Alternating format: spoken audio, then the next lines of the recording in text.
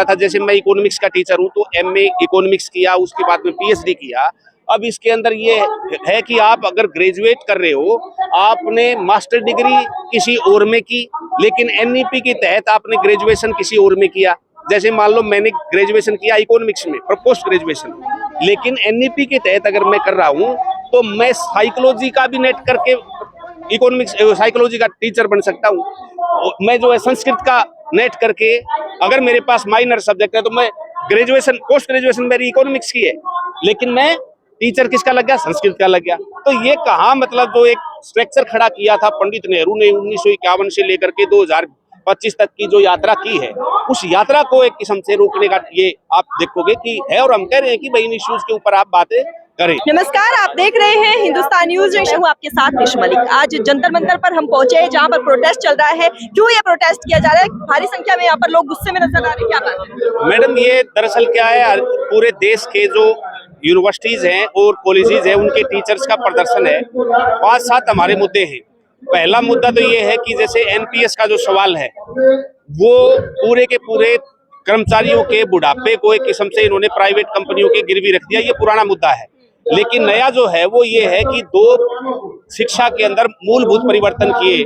एक तो ये कोरोना के दौरान एनपीई लेकर के आए, न्यू एजुकेशन पॉलिसी 2020, उसकी इम्प्लीमेंटेशन है। हरियाणा के अंदर तो ये 2 साल से लागू कर रहे हैं और उसने पूरी शिक्षा के स्ट्रक्चर को जो है नीचे तक तबाह किया। अब उसी को और ज्यादा ज्यादा गहराई से लागू करने के लिए रेगुलेशन 2025 लेकर के आया, जिसमें टीचर्स की सिलेक्शन के उनको दिए जाने वाले बेनिफिट के मामले में है, और जो भी टीचर्स को मिलता था उसको छीनने का वो रेगुलेशन 2025 एक तरीके से आप कह सकते हैं। आप ये देखिए, पूरे यूनिवर्सिटीज के वाइस चांसलर की नियुक्ति है।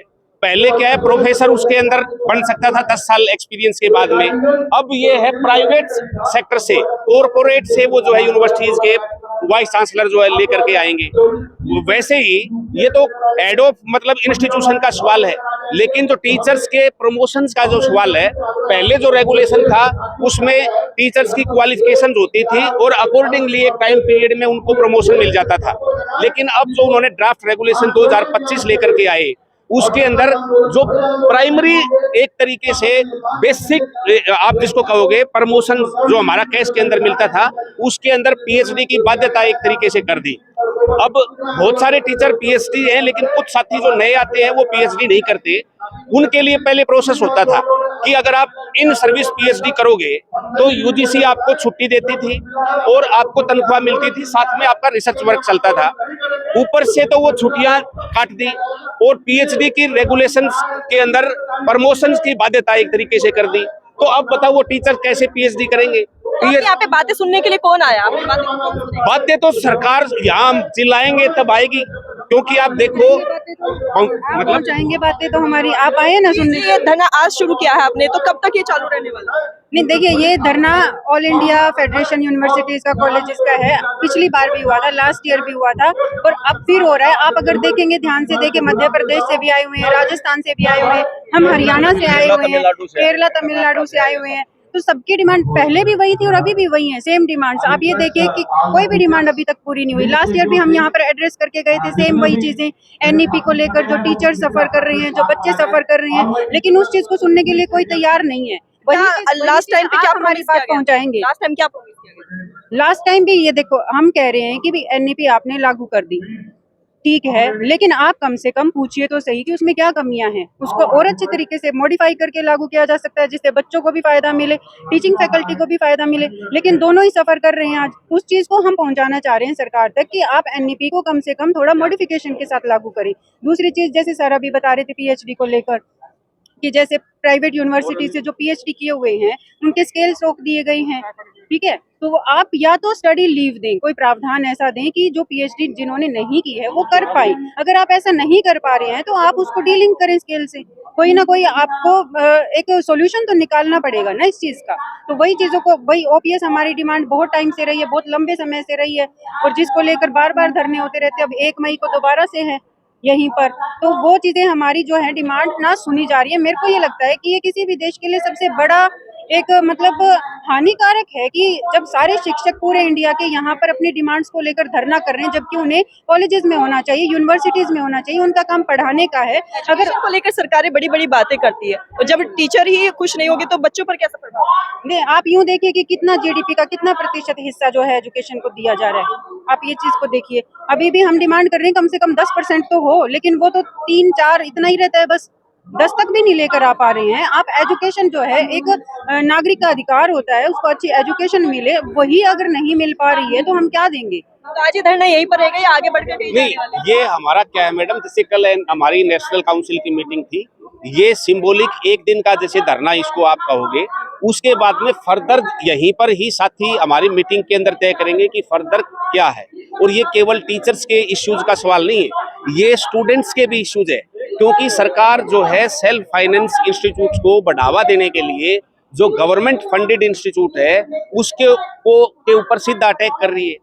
सिलेबस के अंदर जो टीचर्स की भागीदारी एक तरीके से होती है उसके ऊपर अटैक कर रही है। पूरे देश के अंदर जो नहीं है बोला यूनिवर्सलाइजेशन शिक्षा का जो कंसेप्ट था उसके ऊपर चोट है। केवल एक यूं कह रहे हैं कि भाई हर जगह एक ही तरीके का ये है। अब तो आप कौन सी स्टेट से हैं? मैं हरियाणा से हूँ।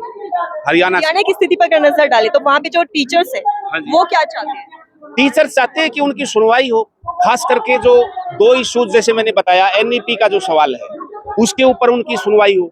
आप यूनिलेटरली बिना किसी डिस्कशन के पूरे स्टेट के अंदर अगर आप लागू करते हो और 1 साल में हमने देख लिया बच्चे जो है वो बर्बाद हो गए, ठीक है, तो हम कह रहे हैं इस बार रिव्यू कर लो, कुछ सुझाव है वो ले लो, लेकिन सरकार जो है वो यहाँ से कोई कार्यालय बताते हैं इनका ऑर्गेनाइजेशनल जो आइडियोलॉजिकल है वहां से चलता है और वो पूरे स्टेट देश के अंदर चलेगा, तो वहां पर हरियाणा भी अछूता नहीं है। वैसे ही हम ये यूजीसी रेगुलेशन 2025 की बात कर रहे हैं, अभी वो ड्राफ्ट है, हमने उसके अंदर सुझाव भेजे हैं।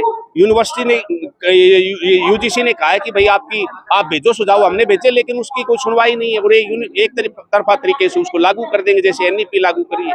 अब आप ये देखिए, पहले प्रोफेसर लगता था, उसके लिए वो पर्टिकुलर सब्जेक्ट के अंदर क्या है एमए करता था। जैसे मैं इकोनॉमिक्स का टीचर हूँ तो एमए इकोनॉमिक्स किया, उसके बाद में पीएचडी किया।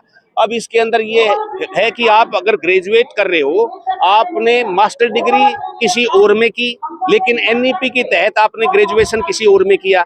जैसे मान लो मैंने ग्रेजुएशन किया इकोनॉमिक्स में और पोस्ट ग्रेजुएशन, लेकिन एनईपी के तहत अगर मैं कर रहा हूँ तो मैं साइकोलॉजी का भी नेट करके इकोनॉमिक्स साइकोलॉजी का टीचर बन सकता हूँ। मैं जो है संस्कृत का नेट करके, अगर मेरे पास माइनर सब्जेक्ट है तो मैं ग्रेजुएशन पोस्ट ग्रेजुएशन मेरी इकोनॉमिक्स की है, लेकिन मैं टीचर किसका लग गया, संस्कृत का लग गया। तो ये कहाँ मतलब जो एक स्ट्रक्चर खड़ा किया था पंडित नेहरू ने 1951 से लेकर के 2025 तक की जो यात्रा की है, उस यात्रा को एक किस्म से रोकने का ये आप देखोगे कि है। और हम कह रहे हैं कि भाई इन इश्यूज के ऊपर आप बातें करें। आपका शुभ नाम? मेरा डॉक्टर सुनील है मैडम, ये हमारी आप साथी है कहाँ से आए? मैं भी हरियाणा से ही हूँ। मैं ज्योति दैया, जो हमारी Haryana government college teachers association है, हम उसकी तरफ से आए हैं यहाँ पर।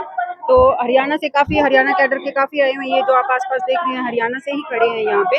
तो आप क्योंकि देखिए डिमांड सबकी एक जैसी ही है, वही जो एनईपी स्टेट अलग है, डिमांड एक ही है, भाषा भले ही अलग हो जाए लेकिन बात एक ही है। बिल्कुल, ये पहले पार्लियामेंट मार्च पहले इसको हमने करना था, लेकिन आप सभी जानते हैं भी कुछ इश्यूज आ गए हैं जिसकी वजह से जो हमारा संसद मार्च है, अब ये यहाँ पे धरना हो रहा है, जिसको लेकर आज पूरे इंडिया से जो टीचर्स हैं वो जुड़े हुए हैं और सारे मतलब सभी वही डिमांड्स हैं। हम चाहते हैं कि कम से कम एक बार सरकार इन डिमांड्स को सुने। हम भी बेटरमेंट चाहते हैं, हम सरकार का नुकसान नहीं चाहते। हम भी चाहते हैं कि शिक्षा में सुधार हो, शिक्षा व्यवस्था प्रणाली में सुधार हो। तो उसी सुधार को लेकर हम अपने कुछ सुझाव लेकर आए हैं और हम चाहते हैं कि उन सुझावों को सुना जाए, समझा जाए, ताकि स्टूडेंट्स को भी फायदा मिले और जो हमारी एजुकेशन है वो और अच्छी हो सके। तो आप देख सकते हैं जंतर मंतर पर जो है धरना प्रदर्शन चल रहा है, जहां टीचर्स आए हैं। यहाँ पर मध्य प्रदेश, केरल और हरियाणा और न जाने कौन कौन से स्टेट के जो है टीचर्स आए हैं। इनकी डिमांड बस इतनी सी है कि सरकार एक बार शिक्षा नीति पर बात करे, एक बार शिक्षा नीति को समझने की कोशिश करे कि आखिर कहाँ पर गलतियां हो रही है। प्राइवेटाइजेशन को लेकर कुछ बातचीत चल रही है, कुछ जो है शिक्षा की ऐसी नीतियां हैं जिन पर टीचर नाराज है, लेकिन जो सरकार है वो सुनने की बिल्कुल भी कोशिश नहीं कर रही है। और ये 2020 से लेकर 2025 यानी 5 साल हो चुके हैं लगातार प्रदर्शन करते हुए, लगातार अपनी आवाज उठाते हुए। आज फिर जो है टीचर यहाँ पे आए हैं और जाहिर सी बात है, जब टीचर सड़कों पर उतरते हैं तो बच्चों की शिक्षा प्रभावित होती है, उनके भविष्य पर सवाल उठते हैं। तो देखते हैं कि सरकार क्या इनकी बातें सुनेगी और कब तक बात सुनेगी। लगातार हमारे साथ बने रहिए और देखते रहिए हिंदुस्तान न्यूज जंक्शन।